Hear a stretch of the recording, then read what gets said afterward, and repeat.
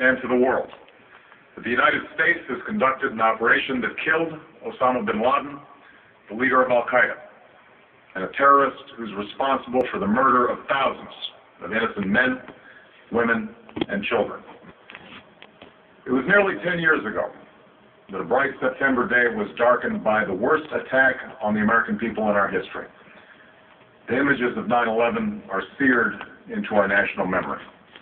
Hijacked planes cutting through a cloudless September sky, the Twin Towers collapsing to the ground, black smoke billowing up from the Pentagon, the wreckage of Flight 93 in Shanksville, Pennsylvania, where the actions of heroic citizens saved even more heartbreak and destruction. And yet we know that the worst images are those that were unseen to the world.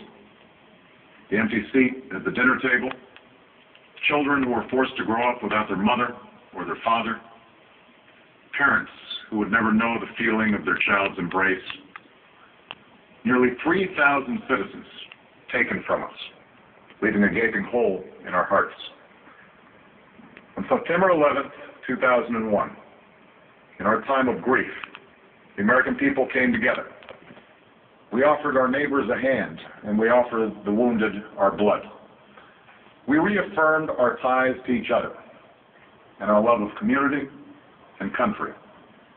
On that day, no matter where we came from, what God we prayed to, or what race or ethnicity we were united as one American family.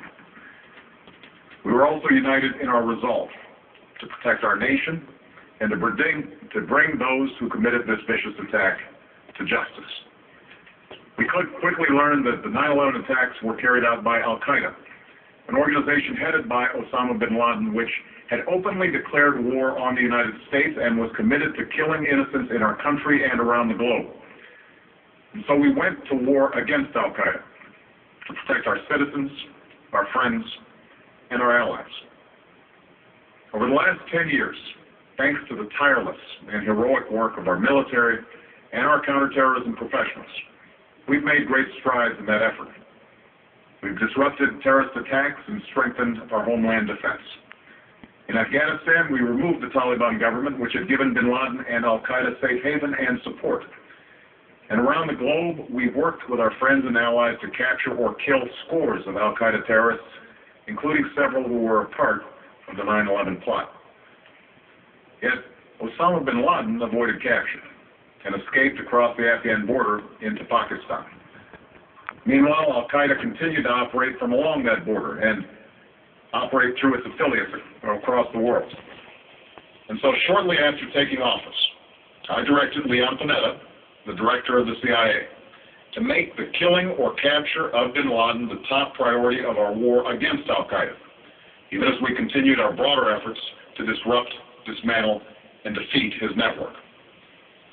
Then, last August, after years of painstaking work by our intelligence community, I was briefed on a possible lead to Bin Laden. It was far from certain, and it took many months to run this thread to ground. I met repeatedly with my national security team as we developed more information about the possibility that we had located Bin Laden hiding within a compound deep inside Pakistan. And finally, last week, I determined that we had enough intelligence to take action and authorized an operation to get Osama Bin Laden and bring him to justice. Today, at my direction, the United States launched a targeted operation against that compound in Abbottabad, Pakistan. A small team of Americans carried out the operation with extraordinary courage and capability. No Americans were harmed. They took care to avoid civilian casualties. After a firefight, they killed Osama Bin Laden and took custody of his body. For over 2 decades, Bin Laden has been Al-Qaeda's leader and symbol, and has continued to plot attacks against our country and our friends and allies. The death of Bin Laden marks the most significant achievement to date in our nation's effort to defeat Al-Qaeda. Yet his death does not mark the end of our effort. There's no doubt that Al-Qaeda will continue to pursue attacks against us. We must, and we will, remain vigilant at home and abroad. As we do, we must also reaffirm that the United States is not and never will be at war with Islam.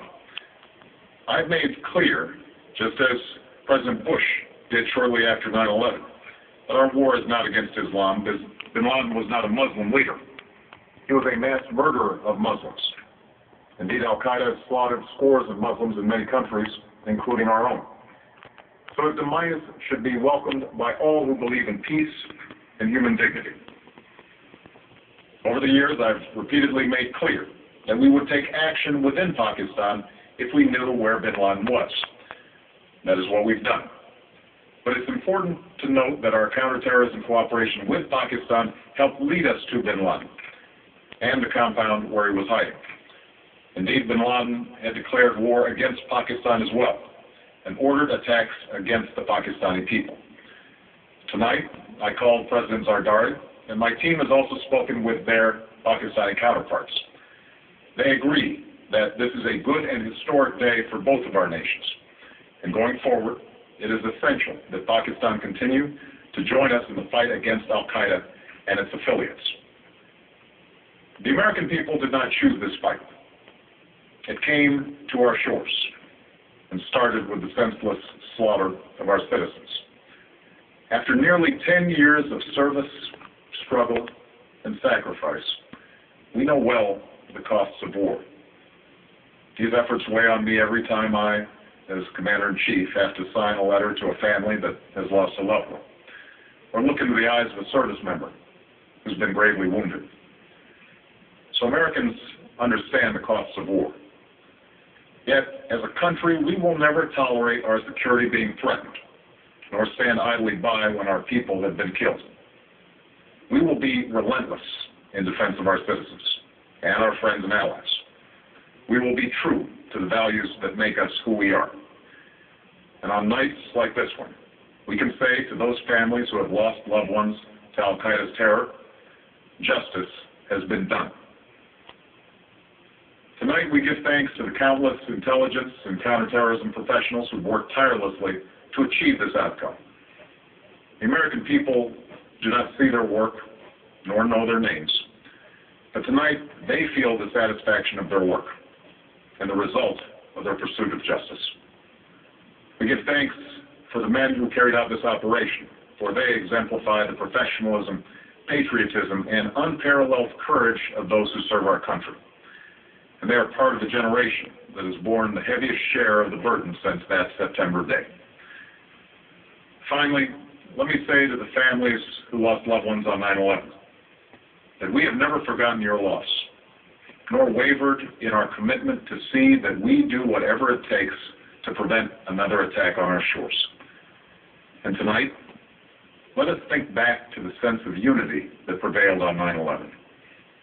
I know that it has at times frayed, yet today's achievement is a testament to the greatness of our country and the determination of the American people. The cause of securing our country is not complete, but tonight we are once again reminded that America can do whatever we set our mind to. That is the story of our history. Whether it's the pursuit of prosperity for our people, or the struggle for equality for all our citizens, our commitment to stand up for our values abroad, and our sacrifices to make the world a safer place. Let us remember that we can do these things not just because of wealth or power, but because of who we are. One nation, under God, indivisible, with liberty and justice for all. Thank you. May God bless you. And may God bless the United States of America. Fag. Fucking fag.